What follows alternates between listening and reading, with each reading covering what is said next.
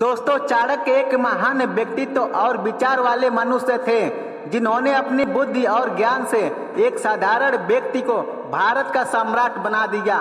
आज हम उन्हीं के विचारों के बारे में बात करेंगे। अगर ये आप लास्ट तक देख लिए तो आपका जीवन बदल जाएगा। चलिए शुरू करते हैं। अहंकार उसी को होता है जिसे बिना मेहनत के सब कुछ मिल जाता है। मेहनत से सुख प्राप्त करने वाला व्यक्ति दूसरों की मेहनत का भी सम्मान करता है। आचार्य चाणक्य कहते हैं, जो व्यक्ति इंद्रियों को वश में नहीं रख सकता उसके जीवन में दुख, तनाव और परेशानियां अक्सर दस्तक दे देती रहेगी।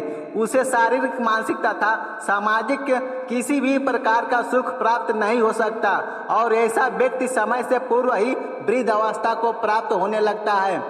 मूर्ख और नीच व्यक्ति किसी दूसरे को महत्व दिया जाना पसंद नहीं करते। जो व्यक्ति अपने कार्य को शीघ्र ही सफल होता देखना चाहता है वह नक्षत्रों के चक्कर में नहीं पड़ता।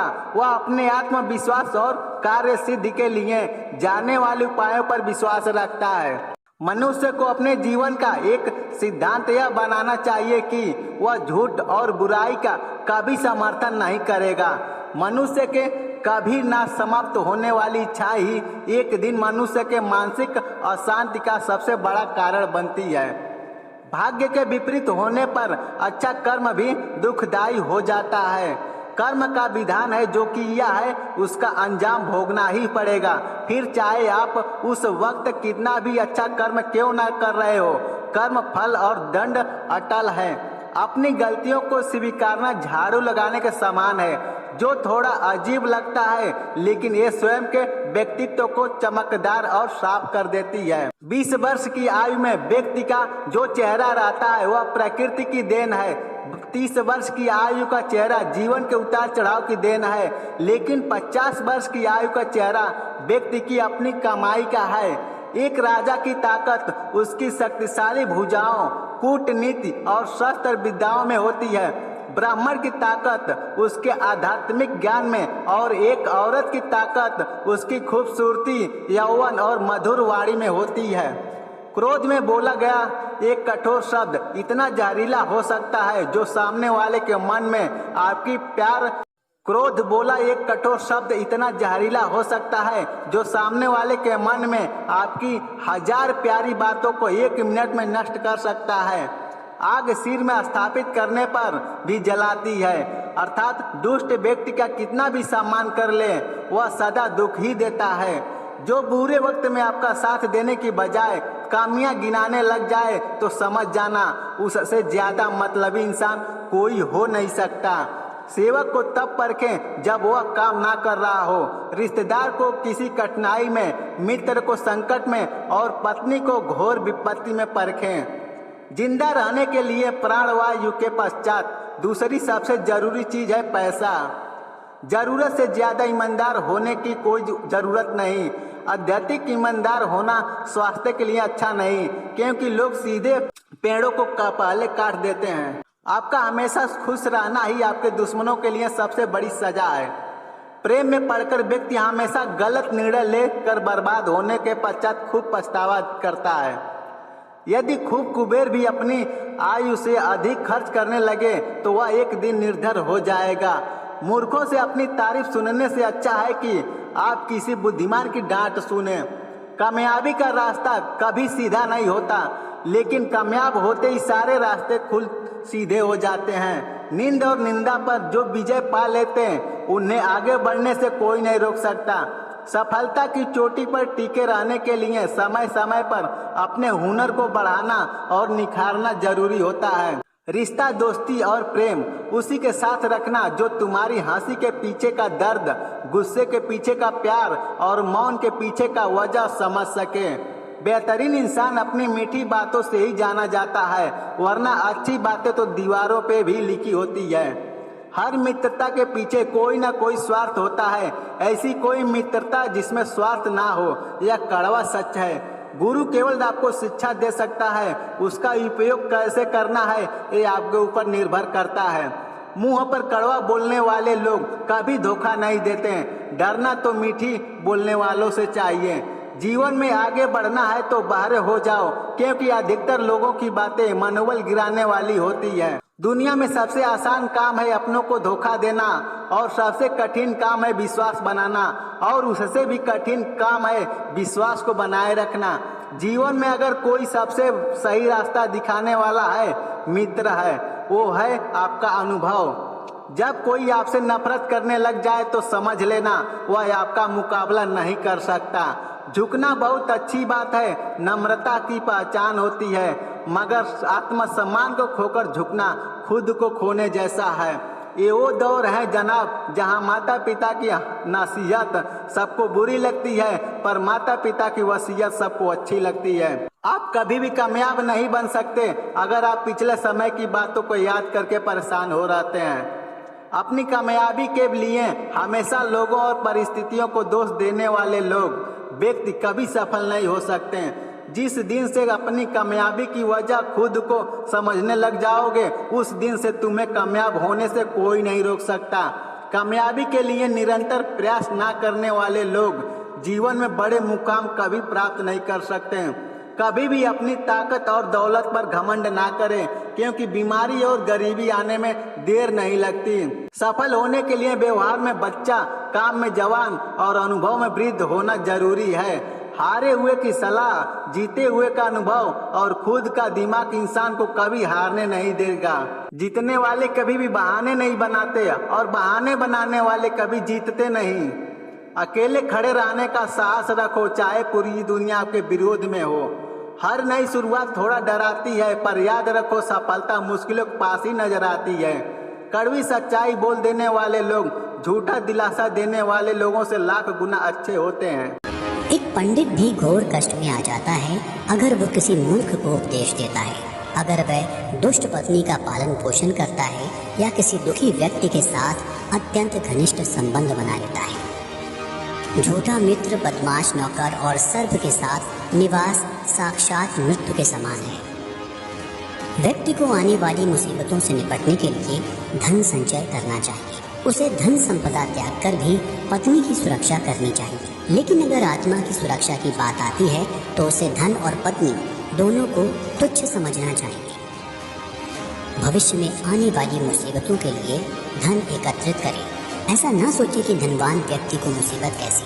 जब धन जोड़ता है तो संगठित धन भी तेजी से घटने लगता है। उस देश में निवास ना करें जहां आपकी कोई इज्जत ना हो, जहां आप रोजगार नहीं कमा सकते, जहां आपका कोई मित्र नहीं और जहां आप कोई ज्ञान अर्जित नहीं कर सकते। ऐसी जगह एक भी दिन निवास ना करें जहां निम्नलिखित 5 चीजें ना हो। एक धनवान व्यक्ति, एक ब्राह्मण जो वैदिक शास्त्रों में निपुण हो, एक राजा, एक नदी और एक चिकित्सक। बुद्धिमान व्यक्ति को ऐसे देश में कभी नहीं जाना चाहिए जहां रोजगार कमाने का कोई माध्यम ना हो, जहां लोगों को किसी बात का भय ना हो, जहां लोगों को किसी बात की लज्जा ना हो, जहां लोग बुद्धिमान ना हो और जहां लोगों की वृत्ति दान धर्म करने की ना हो। नौकर की परीक्षा तब करें जब वो कर्तव्य का पालन ना कर रहा हो। रिश्तेदार की परीक्षा तब करें जब आप मुसीबत में घिरे हों। मित्र की परीक्षा विपरीत परिस्थितियों में करें, और जब आपका वक्त अच्छा ना चल रहा हो तब पत्नी की परीक्षा करें। अच्छा मित्र वही है जो हमें निम्नलिखित परिस्थितियों में नहीं त्यागे। आवश्यकता पड़ने पर, किसी दुर्घटना पड़ने पर, जब अकाल पड़ा हो, जब युद्ध चल रहा हो, जब हमें राजा के दरबार में जाना पड़े और जब हमें शमशान घाट जाना पड़े।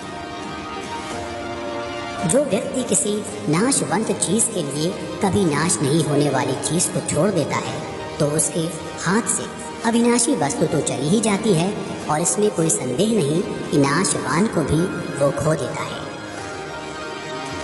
इन पर कभी विश्वास ना करें। नदियाँ, जिन व्यक्तियों के पास अस्त्र शस्त्र हों, नाखून और सींग वाले पशु, राजघराने के लोगों पर अगर हो सके तो विष में से भी अमृत निकाल लें। यदि सोना गंदगी में भी पड़ा हो तो उसे उठाएं, धोएं और अपनाएं। निचले कुल में जन्म लेने वाले से भी सर्वोत्तम ज्ञान ग्रहण करें। महिलाओं में पुरुषों की अपेक्षा भूख 2 गुना होती है, लज्जा 4 गुना होती है, साहस 6 गुना होता है और काम 8 गुना होता है। उस व्यक्ति ने धरती पर ही स्वर्ग पा लिया जिसका पुत्र आज्ञाकारी है, जिसकी पत्नी उसकी इच्छा के अनुरूप व्यवहार करती है, जिसे अपने धन पर संतोष है। पुत्र वही है जो पिता का कहना मानता हो, पिता वही है जो पुत्रों का पालन पोषण करे, मित्र वही है जिस पर आप विश्वास कर सकते हैं, और पत्नी वही है जिससे सुख प्राप्त हो। ऐसे लोगों से बचें जो आपके मुंह पर तो मीठी बातें करते हैं, लेकिन आपके पीठ पीछे आपको बर्बाद करने की योजना बनाते हैं। ऐसा करने वाले तो उस विष के घड़े के समान हैं जिसकी ऊपरी सतह दूध से भरी है। एक बुरे मित्र पर तो कभी विश्वास ना करें, एक अच्छे मित्र पर भी विश्वास ना करें, क्योंकि अगर ऐसे लोग आपसे रुष्ट होते हैं तो आपके सभी राज से पर्दा खोल देंगे। मन में सोचे हुए कार्य को किसी के सामने प्रकट ना करें, बल्कि मनन पूर्वक उसकी सुरक्षा करते हुए उसे कार्य में परिणत कर दें। मूर्खता दुखदाई है, जवानी भी दुखदाई है, लेकिन इन सबसे कहीं ज्यादा दुखदाई किसी दूसरे के घर जाकर उसका एहसान लेना है। हर पर्वत पर माणिक्य नहीं होते, हर हाथी के सिर पर मणि नहीं होती, सज्जन पुरुष भी हर जगह नहीं होते, और वन में चंदन के वृक्ष भी नहीं होते। बुद्धिमान पिता को अपने पुत्रों को शुभ गुणों की सीख देनी चाहिए, क्योंकि नित्यज्ञ और ज्ञानी व्यक्तियों की ही कुल में पूजा होती है। जो माता पिता अपने बच्चों को शिक्षा नहीं देते वो तो बच्चों के शत्रु के समान हैं, क्योंकि वे विद्याहीन बालक विद्वानों की सभा में वैसे ही तिरस्कृत किए जाते हैं जैसे हंसों की सभा में बगुले। लाड़ प्यार से बच्चों में गलत आदतें ढलती हैं, उन्हें कड़ी शिक्षा देने से वे अच्छी आदतें सीखते हैं। इसलिए बच्चों को जरूरत पड़ने पर दंडित करें, ज्यादा लाड़ ना करें। ऐसा एक भी दिन नहीं जाना चाहिए जब आपने एक श्लोक, आधा श्लोक, चौथाई श्लोक या श्लोक का केवल एक अक्षर नहीं सीखा, या आपने दान अभ्यास या कोई पवित्र कार्य नहीं किया। पवित्र का वियोग होना, अपने ही लोगों से बेइज्जत होना, बचा हुआ ऋण, दुष्ट राजा की सेवा करना, गरीबों और दरिद्रों की सभा, ये 6 बातें शरीर को बिना अग्नि के ही जला देती हैं। नदी के किनारे वाले वृक्ष, दूसरे व्यक्ति के घर में रहने वाली स्त्री और बिना मंत्रियों का राजा, ये सब निश्चय ही शीघ्र नष्ट हो जाते हैं। एक ब्राह्मण का बल तेज और विद्या है, एक राजा का बल उसकी सेना में है। प्रजा को पराजित राजा को त्याग देना चाहिए, पक्षियों को फल रहित वृक्ष त्याग देने चाहिए, और मेहमानों को भोजन करने के पश्चात मेजबान के घर से निकल जाना चाहिए। ब्राह्मण दक्षिणा मिलने के पश्चात अपने यजमानों को छोड़ देते हैं, विद्वान विद्या प्राप्ति के बाद गुरु को छोड़ देते हैं, और पशु जले हुए वन को त्याग देते हैं। जो व्यक्ति दुराचारी, कुदृष्टि वाले और बुरे स्थान पर रहने वाले मनुष्य के साथ मित्रता करता है वह शीघ्र नष्ट हो जाता है। प्रेम और मित्रता बराबर वालों में अच्छी लगती है। राजा के यहाँ नौकरी करने वाले को ही सम्मान मिलता है। इस दुनिया में ऐसा किसका घर है जिस पर कोई कलंक नहीं? वो कौन है जो रोग और दुख से मुक्त है? सदा सुख किसको रहता है? मनुष्य के कुल की ख्याति उसके आचरण से होती है, मनुष्य की बोल चाल से उसके देश की ख्याति बढ़ती है, मान सम्मान उसके प्रेम से बढ़ता है, और उसके शरीर का गठन उसके भोजन से बढ़ता है। लड़की का ब्याह अच्छे खानदान में करना चाहिए, पुत्र को अच्छी शिक्षा देनी चाहिए, शत्रु को आपत्ति और कष्टों में डालना चाहिए, और मित्रों को धर्म कर्म में लगाना चाहिए। एक दुर्जन और एक सर्प में ये अंतर है कि सांप तभी डसेगा जब उसकी जान को खतरा हो, लेकिन दुर्जन पग पग पर हानि पहुंचाने की कोशिश करेगा। राजा लोग अपने आसपास अच्छे कुल के लोगों को इसलिए रखते हैं क्योंकि ऐसे लोग ना आरंभ में, ना बीच में और ना ही अंत में साथ छोड़कर जाते हैं। जब प्रलय का समय आता है तो समुद्र भी अपनी मर्यादा छोड़कर किनारों को छोड़ और तोड़ जाते हैं, लेकिन सज्जन पुरुष प्रलय के समान भयंकर आपत्ति और विपत्ति में भी अपनी मर्यादा नहीं बदलते। मूर्खों के साथ मित्रता नहीं रखनी चाहिए, उन्हें त्याग देना ही उचित है, क्योंकि प्रत्यक्ष रूप से वो 2 पैरों वाले पशु के समान हैं जो अपने धारदार वचनों से वैसे ही हृदय को छलनी करता है जैसे अदृश्य कांटा शरीर में घुसकर छलनी करता है। रूप और यौवन से संपन्न और कुलीन परिवार में जन्म लेने पर भी विद्याहीन पुरुष पलाश के फूल के समान है, जो सुंदर तो है लेकिन खुशबू रहित है। कोयल की सुंदरता उसके गाने में है, एक स्त्री की सुंदरता उसके अपने परिवार के प्रति समर्पण में है, एक बदसूरत आदमी की सुंदरता उसके ज्ञान में है और एक तपस्वी की सुंदरता उसकी क्षमाशीलता में है।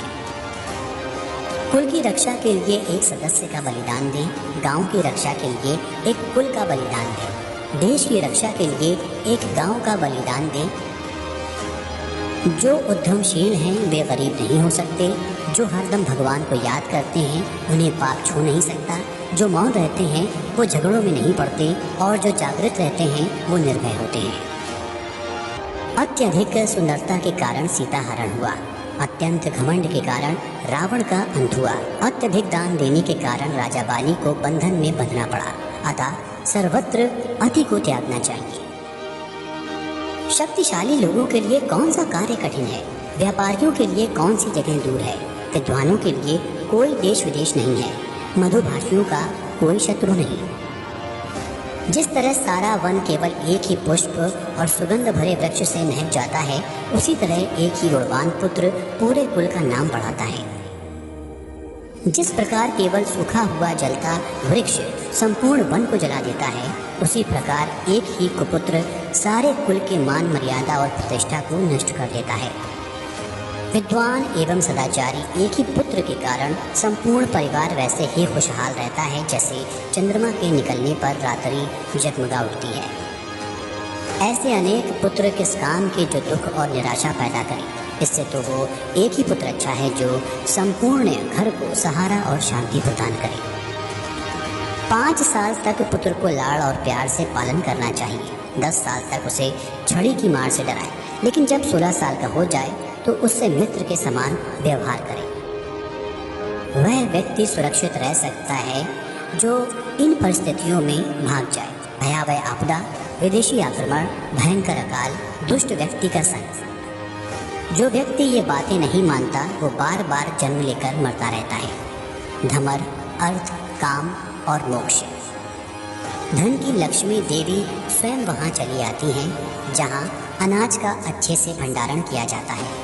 पति पत्नी में आपस में लड़ाई बखेड़ा नहीं होता है। ये कोई नहीं जानता व्यक्ति कितने साल जिएगा, वह किस प्रकार काम करेगा, उसके पास कितनी संपत्ति होगी, उसकी मौत कब होगी। पुत्र, मित्र, सगे संबंधी साधुओं को देखकर दूर भागते हैं, लेकिन जो लोग साधुओं का अनुसरण करते हैं उनमें भक्ति जागृत होती है और उनके उस पुण्य से उनका सारा कुल धन्य हो जाता है। जैसे मछली दृष्टि से, कछुआ ध्यान से और पक्षी स्पर्श करके अपने बच्चों को पालते हैं, वैसे ही संत जन पुरुषों की संगति मनुष्य का पालन पोषण करती है। जब आपका शरीर स्वस्थ है और आपके नियंत्रण में है, उसी समय आत्म साक्षात्कार का उपाय कर लेना चाहिए, क्योंकि मौत हो जाने के बाद कोई कुछ नहीं कर सकता है। विद्या अर्जन करना यह एक कामधेनु के समान है जो हर मौसम में अमृत प्रदान करती है। वह विदेश में माता के समान रक्षक एवं हितकारी होती है, इसीलिए विद्या को एक गुप्त धन कहा जाता है। सैकड़ों गुण रहित पुत्रों से अच्छा एक गुणी पुत्र है, क्योंकि एक चंद्रमा ही रात्रि के अंधकार को भगाता है, असंख्य तारे ये काम नहीं कर पाते। एक ऐसा बालक जो जन्मते वक्त मृत था, एक मूर्ख दीर्घायु बालक से बेहतर है। पहला बालक तो एक क्षण के लिए दुख देता है, दूसरा बालक उसके माँ बाप को जिंदगी भर दुख की अग्नि में जलाता है। निम्नलिखित बातें व्यक्ति को बिना आग के ही जलाती हैं। एक छोटे गांव में बसना जहां रहने की सुविधाएं उपलब्ध नहीं, अस्वस्थ वर्धक भोजन का सेवन करना, जिसकी पत्नी हरदम गुस्से में होती है, जिसको मूर्ख पुत्र है। वह गाय किस काम की जो ना तो दूध देती है ना तो बच्चे को जन्म देती है। उसी प्रकार उस बच्चे का जन्म किस काम का जो ना ही विद्वान हुआ ना ही भगवान का भक्त हुआ। ये बातें एक बार ही होनी चाहिए। राजा का बोलना, विद्वान व्यक्ति का बोलना, लड़की का ब्याहना। जब आप तप करते हैं तो अकेले करें, अभ्यास करते हैं तो दूसरे के साथ करें, गायन करते हैं तो 3 लोग करें, कृषि 4 लोग करें, युद्ध अनेक लोग मिलकर करें। जिस व्यक्ति के पुत्र नहीं है उसका घर उजाड़ है, जिसे कोई संबंधी नहीं है उसकी सभी दिशाएं उजाड़ है। मूर्ख व्यक्ति का हृदय उजाड़ है, निर्धन व्यक्ति का सब कुछ उजाड़ है।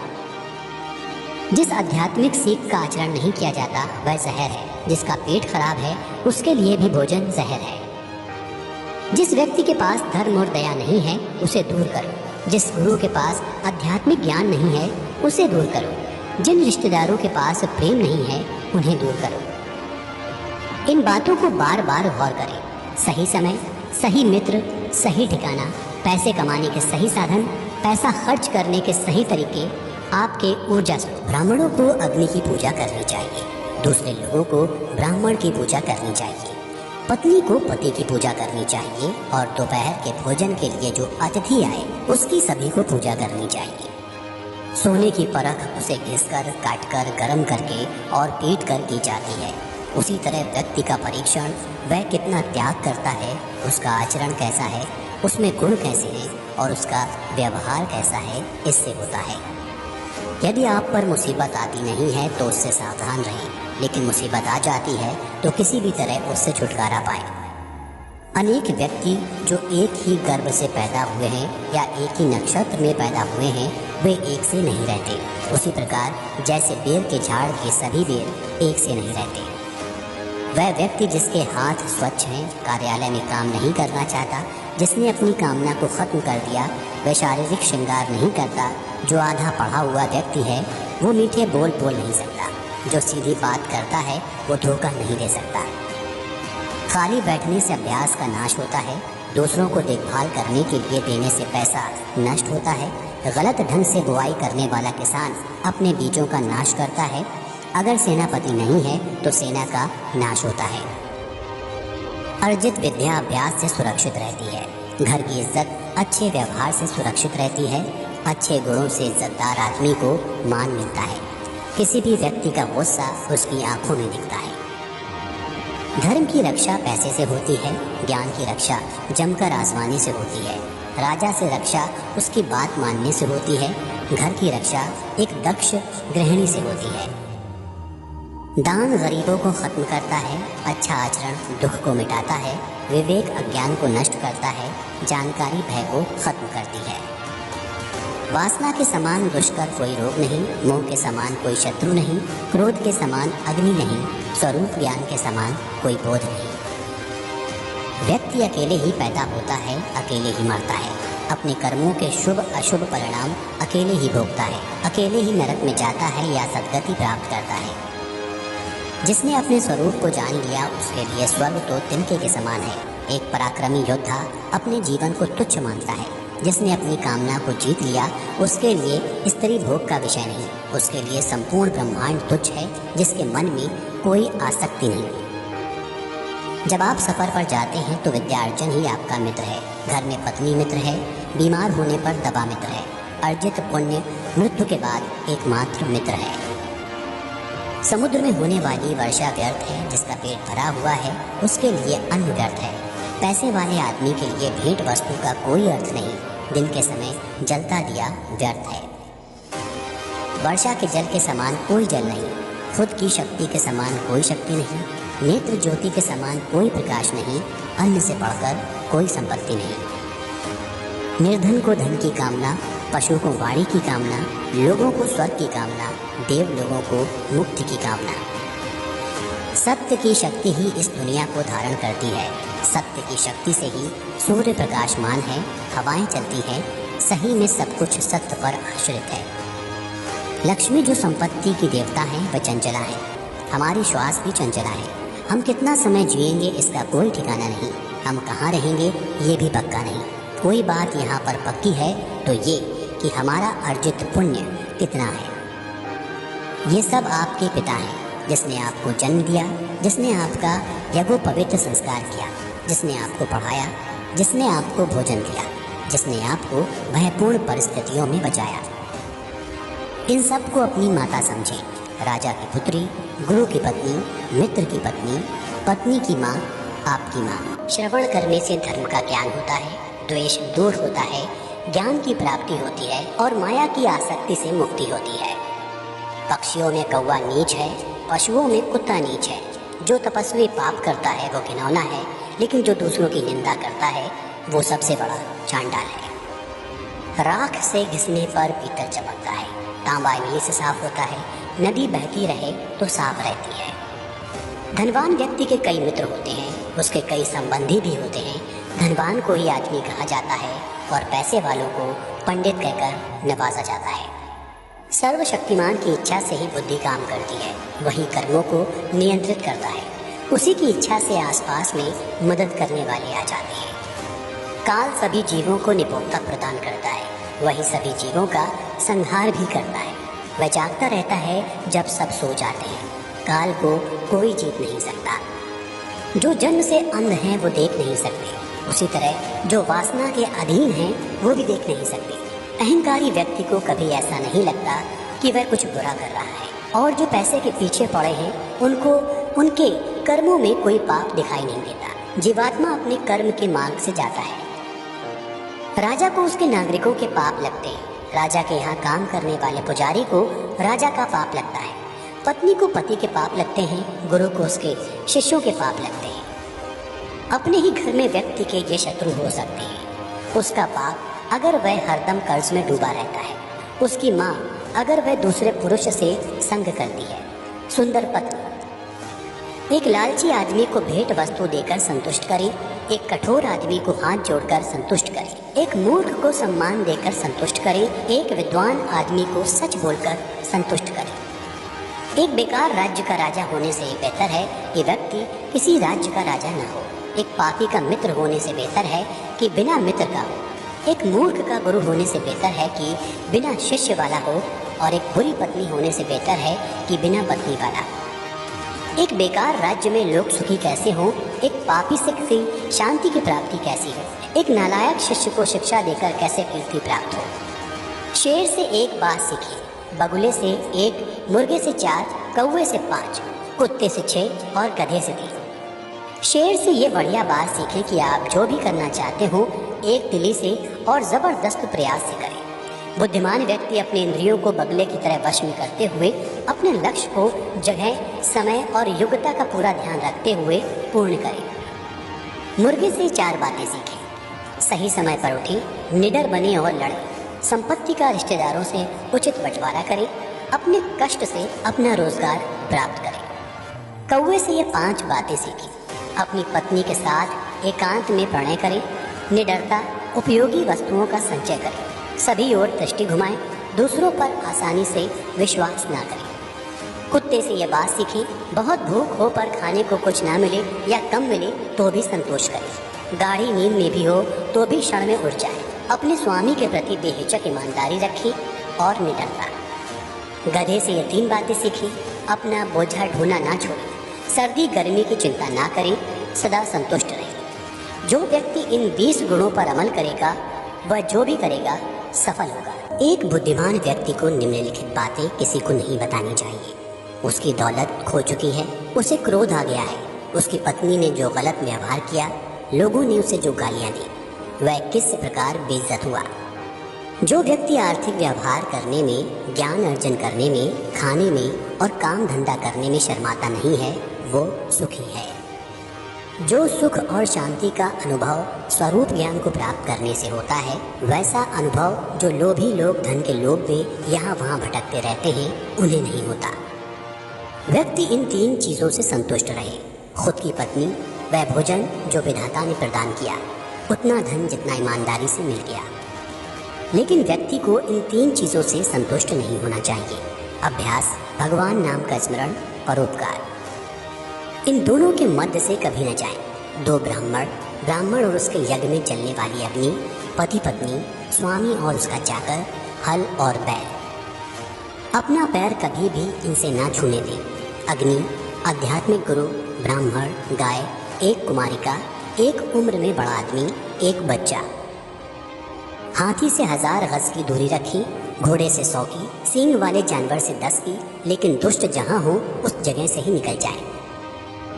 हाथी को अंकुश से नियंत्रित करें, घोड़े को थपथपा के, सींग वाले जानवर को डंडा दिखा के, एक बदमाश को तलवार से। ब्राह्मण अच्छे भोजन से तृप्त होते हैं, मोर मेघ गर्जना से, साधु दूसरों की संपन्नता देखकर और दुष्ट दूसरों की विपदा देखकर। एक शक्तिशाली आदमी से उसकी बात मानकर समझौता करें, एक दुष्ट का प्रतिकार करें और जिनकी शक्ति आपकी शक्ति के बराबर है उनसे समझौता विनम्रता से या कठोरता से करें। एक राजा की शक्ति उसकी शक्तिशाली भुजाओं में है, एक ब्राह्मण की शक्ति उसके स्वरूप ज्ञान में है, एक स्त्री की शक्ति उसकी सुंदरता, तारुण्य और मीठे वचनों में है। अपने व्यवहार में बहुत सीधे ना रहें। आप अगर वन जाकर देखते हैं तो पाएंगे कि जो पेड़ सीधे उगे होते हैं उन्हें काट दिया गया और जो पेड़ आड़े तिरछे हैं वो खड़े हैं। हंस वहाँ रहते हैं जहाँ पानी होता है, पानी सूखने पर वो उस जगह को छोड़ देते हैं। आप किसी आदमी को ऐसा व्यवहार ना करने दें कि वह आपके पास आता जाता रहे। संचित धन खर्च करने से बढ़ता है और उसी प्रकार जैसे ताज़ा जल जो अभी आया है बचता है, अगर पुराने स्थिर जल को निकाल बाहर किया जाए। वह व्यक्ति जिसके पास धन है उसके पास मित्र और संबंधी भी बहुत होते हैं, वही इस दुनिया में टिक पाता है और उसी को इज्जत मिलती है। स्वर्ग में निवास करने वाले देवता लोगों में और धरती पर निवास करने वाले लोगों में कुछ साम्य पाया जाता है। उनके गुण समान हैं। परोपकार, मीठे वचन, भगवान की आराधना, ब्राह्मणों की जरूरतों की पूर्ति। नरक में निवास करने वाले और धरती पर निवास करने वालों में साम्यता। अत्यधिक क्रोध, कठोर वचन, अपने ही संबंधितों से शत्रुता, नीच लोगों से मैत्री, हीन हरकते करने वालों की चाकरी। अगर आप शेर की गुफा में जाते हो तो आपको हाथी के माथे का मणि मिल सकता है, लेकिन अगर आप लोमड़ी जहाँ रहती है वहाँ जाते हो तो बछड़े की पूंछ या गधे की हड्डी के अलावा कुछ नहीं मिलेगा। एक अनपढ़ आदमी की जिंदगी किसी कुत्ते की पूंछ की तरह बेकार है। उससे ना उसकी इज्जत ही ढकती है और ना ही कीड़े मक्खियों को भगाने में काम आती है। अगर आप दिव्यता चाहते हैं तो आपके वाचा, मन और इंद्रियों में शुद्धता होनी चाहिए। उसी प्रकार आपके हृदय में करुणा होनी चाहिए। जिस प्रकार एक फूल में खुशबू है, तिल में तेल है, लकड़ी में अग्नि है, दूध में घी है, गन्ने में गुड़ है, उसी प्रकार अगर आप ठीक से देखते हो तो हर व्यक्ति में परमात्मा है। दीपक अंधेरे का भक्षण करता है, इसीलिए काला धुआं बनाता है। इसी प्रकार हम जिस प्रकार का अन्न खाते हैं, माने सात्विक, राजसिक, तामसिक, उसी प्रकार के विचार उत्पन्न करते हैं। हे विद्वान पुरुष, अपनी संपत्ति केवल पात्र को ही दे और दूसरों को कभी न दे। जो जल बादल को समुद्र देता है वह बड़ा मीठा होता है। बादल वर्षा करके वह जल पृथ्वी के सभी चल अचल जीवों को देता है और फिर उसे समुद्र को लौटा देता है। जल अपच की दवा है। जल चैतन्य निर्माण करता है। अगर उसे भोजन पच जाने के बाद पीते हैं, पानी को भोजन के बाद तुरंत पीना विष पीने के समान है। यदि ज्ञान को उपयोग में ना लाया जाए तो वह खो जाता है। आदमी अगर अज्ञानी है तो खो जाता है। सेनापति के बिना सेना खो जाती है, पति के बिना पत्नी खो जाती है। वह आदमी अभागा है जो अपने बुढ़ापे में पत्नी की मौत देखता है। वह भी अभागा है जो अपनी संपदा संबंधियों को सौंप देता है। वह भी अभागा है जो खाने के लिए दूसरों पर निर्भर है। एक संयमित मन के समान कोई तप नहीं, संतोष के समान कोई सुख नहीं, लोभ के समान कोई रोग नहीं, दया के समान कोई गुण नहीं। क्रोध साक्षात यम है। तृष्णा नरक की ओर ले जाने वाली वैतरणी है। ज्ञान कामधेनु है। संतोष ही तो नंदन वन है। नीति की उत्तमता ही व्यक्ति के सौंदर्य का गहना है। उत्तम आचरण से व्यक्ति उत्तरोत्तर ऊंचे लोक में जाता है। सफलता ही विद्या का आभूषण है। उचित विनियोग ही संपत्ति का गहना है। नीति भ्रष्ट होने से सुंदरता का नाश होता है। हीन आचरण से अच्छे कुल का नाश होता है। पूर्णता न आने से विद्या का नाश होता है। उचित विनियोग के बिना धन का नाश होता है। जो जल धरती में समा गया वो शुद्ध है। परिवार को समर्पित पत्नी शुद्ध है। लोगों का कल्याण करने वाला राजा शुद्ध है। वह ब्राह्मण शुद्ध है जो संतुष्ट है। क्या करना ऊंचे कुल का अगर बुद्धिमत्ता ना हो। एक नीच कुल में उत्पन्न होने वाले विद्वान व्यक्ति का सम्मान देवता भी करते हैं। विद्वान व्यक्ति लोगों से सम्मान पाता है। विद्वान उसकी विद्वता के लिए हर जगह सम्मान पाता है। ये बिल्कुल सच है कि विद्या हर जगह सम्मानित है। जो लोग दिखने में सुंदर हैं, जवान हैं, ऊंचे कुल में पैदा हुए हैं, वो बेकार हैं अगर उनके पास विद्या नहीं है। वो तो पलाश के फूल के समान हैं जो दिखते तो अच्छे हैं पर महकते नहीं। ये धरती उन लोगों के भार से दबी जा रही है जो मांस खाते हैं, दारू पीते हैं, बेवकूफ़ हैं। वे सब तो आदमी होते हुए ही पशु हैं। उस यज्ञ के समान कोई शत्रु नहीं जिसके उपरांत लोगों को बड़े पैमाने पर भोजन न कराया जाए। ऐसा यज्ञ राज्यों को खत्म कर देता है। अगर पुरोहित यज्ञ में ठीक से उच्चारण ना करे तो यज्ञ उसे खत्म कर देता है, और अगर यजमान लोगों को दान और भेंट वस्तु ना दे तो वह भी यज्ञ द्वारा खत्म हो जाता है। अगर तुम जन्म मरण के चक्र से मुक्त होना चाहते हो तो जिन विषयों के पीछे तुम इंद्रियों की संतुष्टि के लिए भागते फिरते हो उन्हें ऐसे त्याग दो जैसे तुम विष को त्याग देते हो। इन सब को छोड़कर तितिक्षा, ईमानदारी का आचरण, दया, शुचिता और सत्य इसका अमृत पियो। वो धूर्त लोग जो दूसरों की गुप्त खामियों को उजागर करते हुए फिरते हैं उसी तरह नष्ट हो जाते हैं जिस तरह कोई सांप चींटियों के टीलों में जाकर मर जाता है। शायद किसी ने ब्रह्मा जी को, जो इस सृष्टि के निर्माता हैं, को ये सलाह नहीं दी कि वो सुवर्ण को सुगंध प्रदान करे, गन्ने के झाड़ को फल प्रदान करे, चंदन के वृक्ष को फूल प्रदान करे, विद्वान को धन प्रदान करे, राजा को लंबी आयु प्रदान करे। अमृत सबसे बढ़िया औषधि है। इंद्रिय सुख में अच्छा भोजन सर्वश्रेष्ठ सुख है। नेत्र सभी इंद्रियों में श्रेष्ठ है। मस्तिष्क शरीर के सभी भागों में श्रेष्ठ है। कोई संदेश वाहक आकाश में जा नहीं सकता और आकाश से कोई खबर आ नहीं सकती। वहाँ रहने वाले लोगों की आवाज़ सुनाई नहीं देती और उनके साथ कोई संपर्क नहीं हो सकता। इसीलिए वह ब्राह्मण जो सूर्य और चंद्र ग्रहण की भविष्यवाणी करता है उसे विद्वान मानना चाहिए। इन सातों को जगा दें अगर ये सो जाएं। विद्यार्थी, सेवक, पथिक, भूखा आदमी, डरा हुआ आदमी, खजाने का रक्षक, खजांची, इन सातों को नींद से नहीं जगाना चाहिए। सांप, राजा, बाघ, डंक करने वाला कीड़ा, छोटा बच्चा, दूसरों का कुत्ता, मूर्ख आदमी। जिन्होंने वेदों का अध्ययन पैसा कमाने के लिए किया और जो नीच काम करने वाले लोगों का दिया हुआ अन्न खाते हैं उनके पास कौन सी शक्ति हो सकती है। वो ऐसे भुजंगों के समान हैं जो दंश नहीं कर सकते, जिसके डांटने से सामने वाले के मन में डर पैदा नहीं होता और प्रसन्न होने के बाद जो सामने वाले को कुछ देता नहीं है वो ना किसी की रक्षा कर सकता है ना किसी को नियंत्रित कर सकता है। ऐसा आदमी भला क्या कर सकता है। अगर नाग अपना फना खड़ा करे तो भले ही वह जहरीला ना हो तो भी उसका ये करना सामने वाले के मन में डर पैदा करने को काफ़ी है। यहाँ ये बात कोई मायने नहीं रखती कि वो जहरीला है कि नहीं। सुबह उठकर दिन भर जो दाव आप लगाने वाले हैं उसके बारे में सोचें।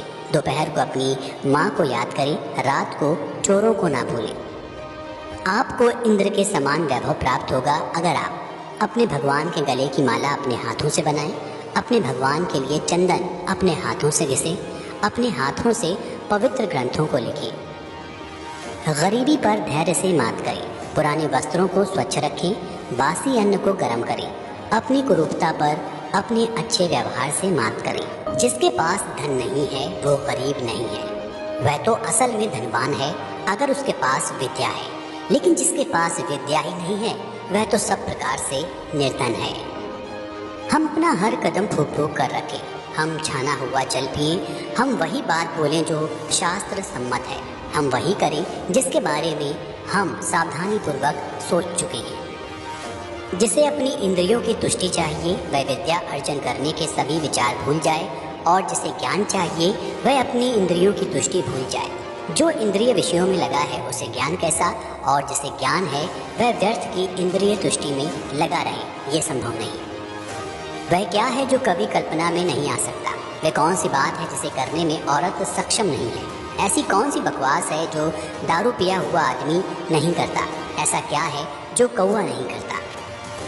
नियति एक भिखारी को राजा और राजा को भिखारी बनाती है। वह एक अमीर आदमी को गरीब और गरीब को अमीर। भिखारी एक कंजूस आदमी का दुश्मन है, एक अच्छा सलाहकार एक मूर्ख आदमी का शत्रु है।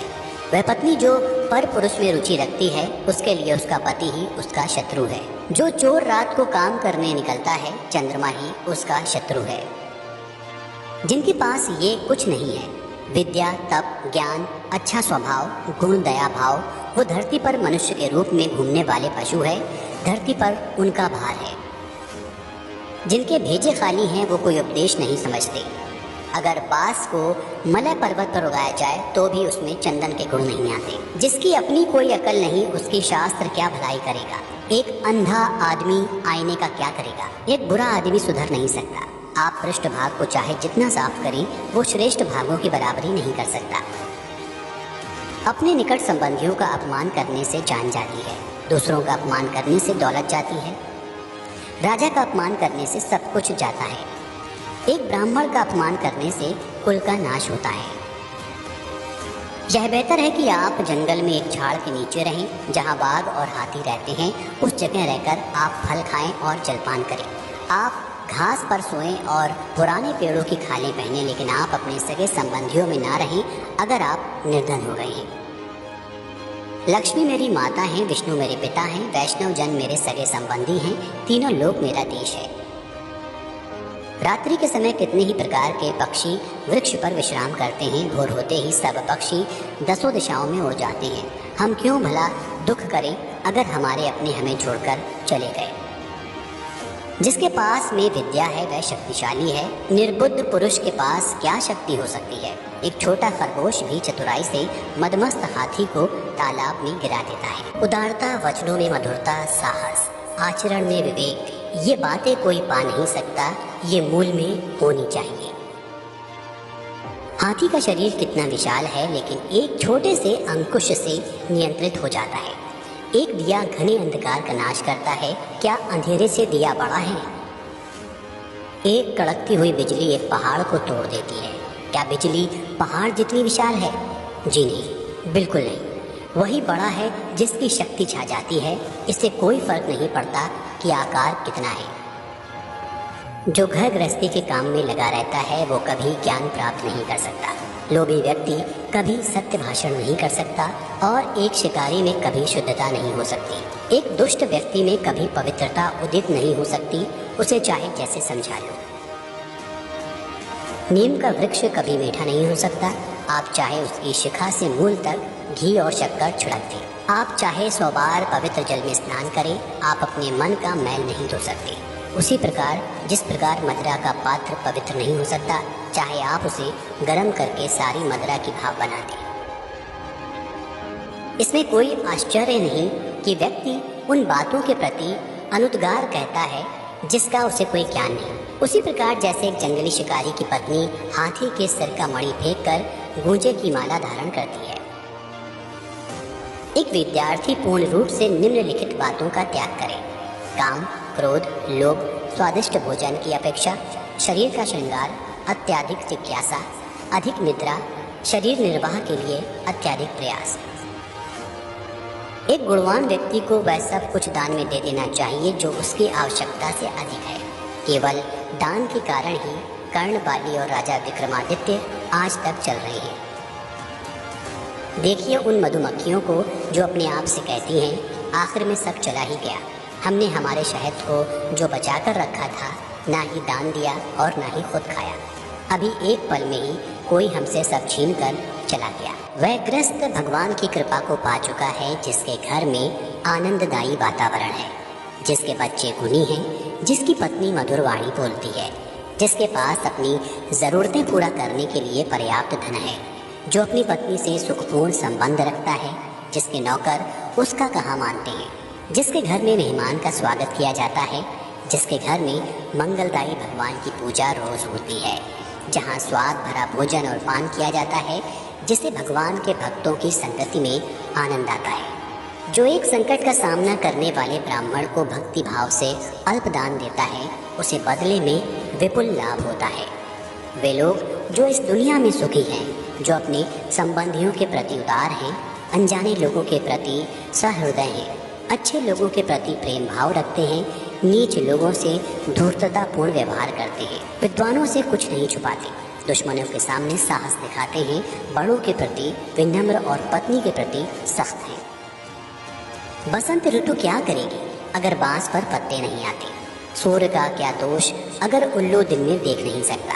बादलों का क्या दोष अगर बारिश की बूंदें चातक पक्षी की चोंच में नहीं गिरती? उसे कोई कैसे बदल सकता है जो किसी के मूल में है? एक दुष्ट के मन में सद्गुणों का उदय हो सकता है अगर वो एक भक्त से सत्संग करता है, लेकिन दुष्ट का संग करने से भक्त दूषित नहीं होता। जमीन पर जो फूल गिरता है उससे धरती सुगंधित होती है, लेकिन पुष्प को धरती की गंध नहीं लगती। उसका सही में कल्याण हो सकता है जिसे भक्त के दर्शन होते हैं। भक्त में तुरंत शुद्ध करने की क्षमता है। पवित्र क्षेत्र में तो लंबे समय के संपर्क से शुद्धि होती है। एक अजनबी ने एक ब्राह्मण से पूछा, बताइए इस शहर में महान क्या है? ब्राह्मण ने जवाब दिया कि खजूर के पेड़ का समूह महान है। अजनबी ने सवाल किया कि यहाँ दानी कौन है? जवाब मिला कि वह धोबी जो सुबह कपड़े ले जाता है और शाम को लौटाता है। प्रश्न हुआ, यहाँ सबसे काबिल कौन है? जवाब मिला, यहाँ हर कोई दूसरे का द्रव्य और दारा हरण करने में काबिल है।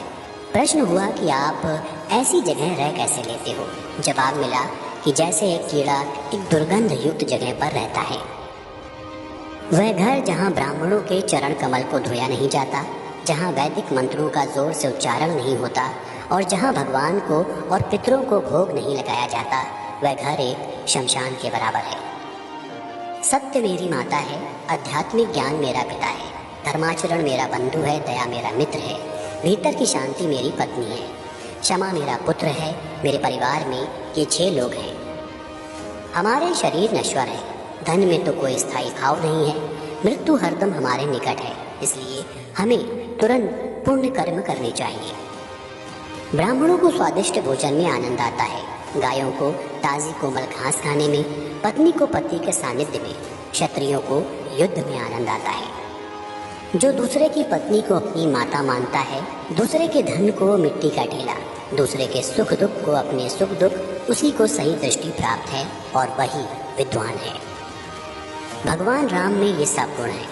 सद्गुणों में प्रीति, मीठे वचन, दान देने की तीव्र इच्छा शक्ति, मित्रों के साथ कपट रहित व्यवहार, गुरु की उपस्थिति में विनम्रता, मन की गहरी शांति, शुद्ध आचरण, गुणों की परख, शास्त्र के ज्ञान की अनुभूति, रूप की सुंदरता, भगवत भक्ति।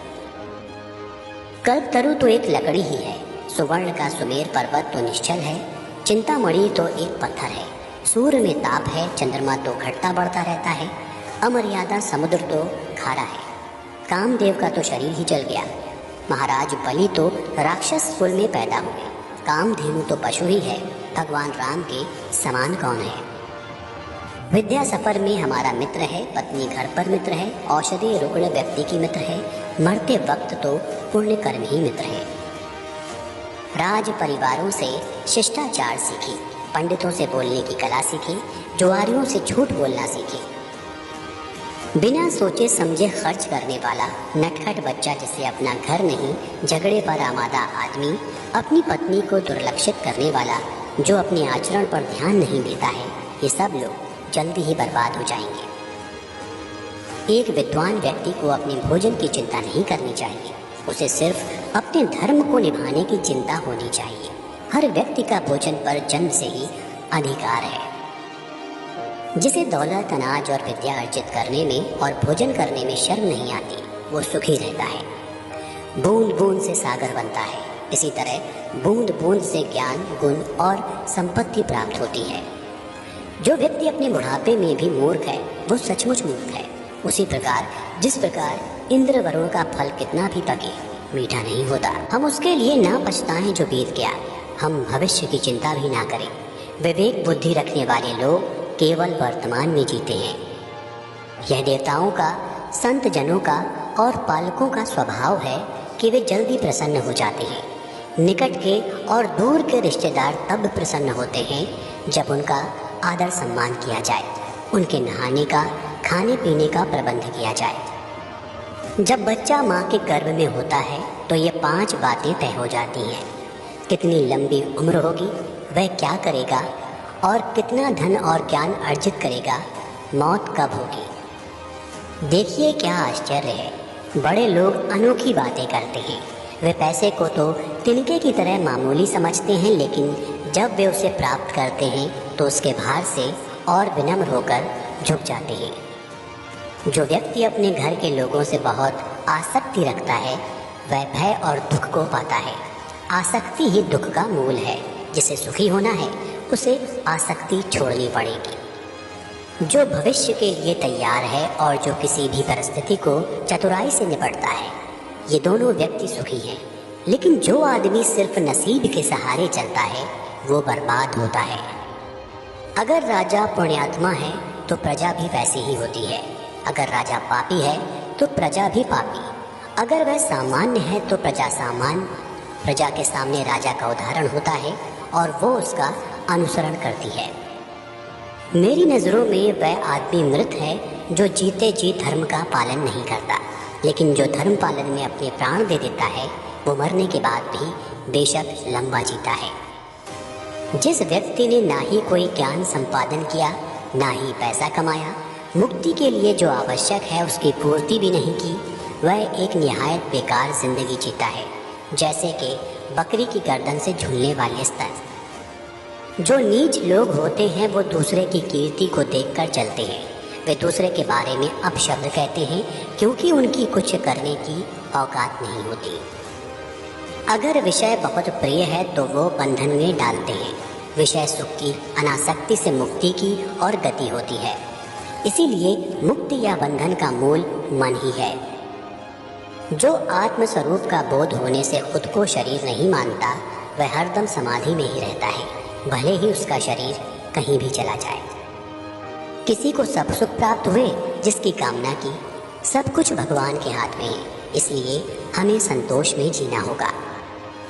जिस प्रकार एक गाय का बछड़ा हजारों गायों में अपनी माँ के पीछे चलता है, उसी तरह कर्म आदमी के पीछे चलते हैं।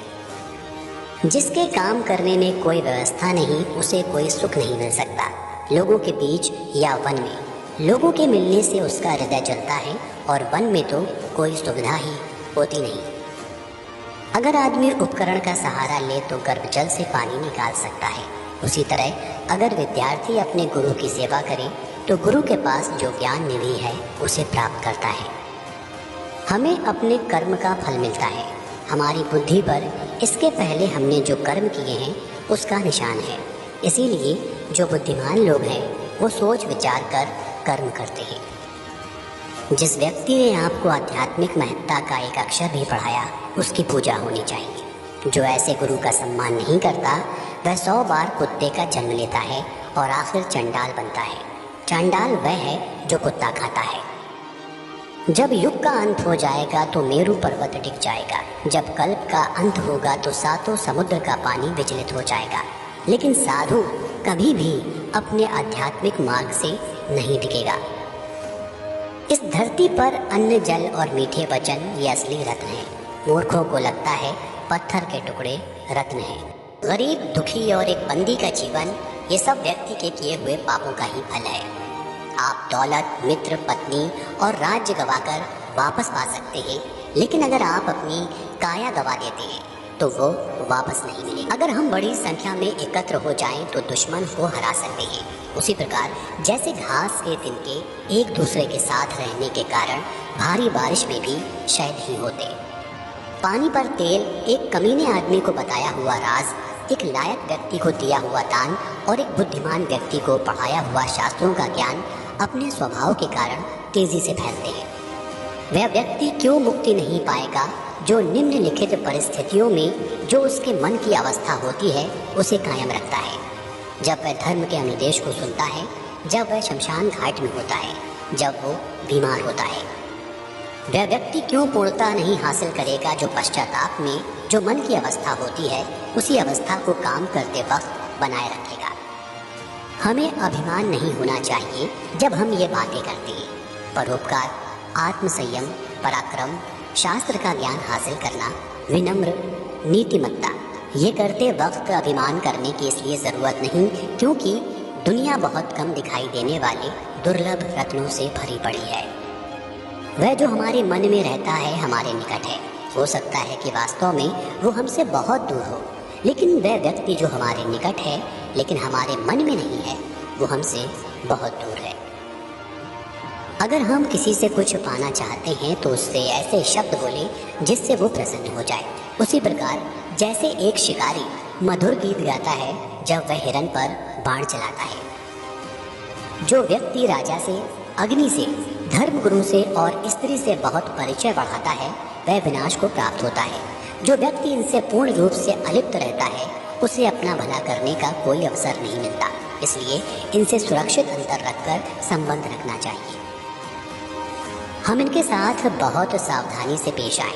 अग्नि, पानी, मूर्ख, सांप, राज परिवार के सदस्य, जब जब हम इनके संपर्क में आते हैं, क्योंकि ये हमें एक झटके में मौत तक पहुंचा सकते हैं। वही व्यक्ति जीवित है जो गुणवान है और पुण्यवान है, लेकिन जिसके पास धर्म और गुण नहीं, उसे क्या शुभकामना दी जा सकती है। अगर आप दुनिया को एक काम करके जीतना चाहते हैं तो इन चीज़ों को अपने काबू में रखें, इधर उधर ना भागने दें। 5 इंद्रियों के विषय हैं, जो दिखाई देता है, जो सुनाई देता है, जिसकी गंध आती है, जिसका स्वाद आता है, जिसका स्पर्श होता है, आँख, कान, नाक, जीवा, त्वचा, और हाथ, पाँव, मुंह, जनेंद्रियाँ और गुदा। वही पंडित है जो वही बात बोलता है जो प्रसंग के अनुरूप हो, जो अपनी शक्ति के अनुरूप दूसरों की प्रेम से सेवा करता है, जिसे अपने क्रोध की मर्यादा का पता है।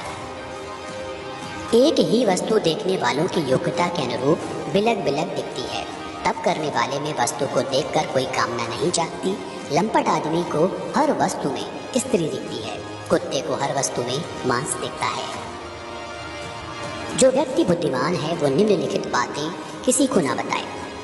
वह औषधि उसने कैसे बनाई जो अच्छा काम कर रही है, वह परोपकार जो उसने किया, उसके घर के झगड़े, उसके पत्नी के साथ होने वाली व्यक्तिगत बातें, उसने जो ठीक से ना पका हुआ खाना खाया, जो गालियाँ उसने सुनी। कोयल तब तक मौन रहती है जब तक वो मीठा गाने की काबिलियत हासिल नहीं कर लेती और सबको आनंद नहीं पहुंचा सकती। हमने निम्नलिखित बातें प्राप्त करें और उसे कायम रखें। हमें पुण्य कर्म के जो आशीर्वाद मिले, धन, अनाज, वो शब्द जो हमारे आध्यात्मिक गुरु से सुने, कम पाई जाने वाली दवाइयाँ। हम ऐसा नहीं करते हैं तो जीना मुश्किल हो जाएगा। कुसंग का त्याग करें और संत जनों से मेलजोल बढ़ाएं। दिन और रात गुणों का संपादन करें, उस पर हमेशा चिंतन करें जो शाश्वत है, और जो अनित्य है उसे भूल जाएं। वह व्यक्ति जिसका हृदय हर प्राणी मात्र के प्रति करुणा से पिघलता है, उसे जरूरत क्या है किसी ज्ञान की, मुक्ति की, सर के ऊपर जटाजूट रखने की और अपने शरीर पर राख मलने की। इस दुनिया में कोई खजाना नहीं है जो आपको आपके सद्गुरु ने ज्ञान का एक अक्षर दिया उसके कर्जे से मुक्त कर सके। कांटों से और दुष्ट लोगों से बचने के 2 उपाय हैं। पैर में जूते पहनो और उन्हें इतना शर्मसार करो कि वो अपना सर उठा ना सके और आपसे दूर रहें। जो गंदे कपड़े पहनता है, जिसके दांत साफ नहीं, जो बहुत खाता है, जो कठोर शब्द बोलता है, जो सूर्योदय के बाद उठता है, उसका कितना भी बड़ा व्यक्तित्व क्यों ना हो, वह लक्ष्मी की कृपा से वंचित रह जाएगा। जब व्यक्ति दौलत खोता है तो उसके मित्र, पत्नी, नौकर, संबंधी उसे छोड़कर चले जाते हैं, और जब वो दौलत हासिल करता है तो ये सब लौट कर आते हैं। इसीलिए दौलत ही सबसे अच्छा रिश्तेदार है। पाप से कमाया हुआ पैसा 10 साल रह सकता है, 11वें साल में वो लुप्त हो सकता है उसकी मुद्दल के साथ। एक महान आदमी जब कोई गलत काम करता है तो उसे कोई कुछ नहीं कहता। एक नीच आदमी जब कोई अच्छा काम भी करता है तो उसका धिक्कार होता है। देखिए, अमृत पीना तो अच्छा है, लेकिन राहु की मौत अमृत पीने से ही हुई।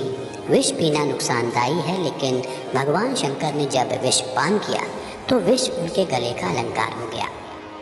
एक सच्चा भोजन वह है जो ब्राह्मण को देने के बाद शेष है। प्रेम वह सत्य है जो दूसरों को दिया जाता है। खुद से जो प्रेम होता है वह नहीं है। वही बुद्धिमत्ता है जो पाप करने से रोकती है। वही दान है जो बिना दिखावे के किया जाता है। अगर आदमी को परख नहीं है तो वह अनमोल रत्नों को तो पैर की धूल में पड़ा हुआ रखता है और घास को सर पर धारण करता है। ऐसा करने से रत्नों का मूल्य कम नहीं होता और घास के तिनकों की महत्ता नहीं बढ़ती। जब विवेक बुद्धि वाला आदमी है तो हर चीज़ को उसकी जगह दिखाता है। शास्त्रों का ज्ञान अगाध है, वो कलाएं अनंत जो हमें सीखनी चाहिए। हमारे पास समय थोड़ा है, जो सीखने के मौके हैं उसमें अनेक विघ्न आते हैं। इसीलिए वही सीखें जो अत्यंत महत्वपूर्ण है। उसी प्रकार जैसे हंस पानी छोड़कर उसमें मिला हुआ दूध पी लेता है, वह आदमी चंडाल है जो एक दूर से अचानक आए हुए थके मांदे अतिथि को सादर सत्कार दिए बिना रात्रि का भोजन खुद खाता है। एक व्यक्ति को चारों वेद और सभी धर्म शास्त्रों का ज्ञान है, लेकिन उसे अगर अपनी आत्मा की अनुभूति नहीं हुई तो वो उसी चमचे के समान है जिसने अनेक पकवानों को हिलाया लेकिन किसी का स्वाद नहीं चखा। वह लोग धन्य हैं, ऊंचे उठे हुए हैं, जिन्होंने संसार समुद्र को पार करते हुए एक सच्चे ब्राह्मण की शरण ली। उनकी शरणागति ने नौका का काम किया। वो ऐसे मुसाफिरों की तरह नहीं हैं जो ऐसे सामान्य जहाज पर सवार हैं जिसके डूबने का खतरा है।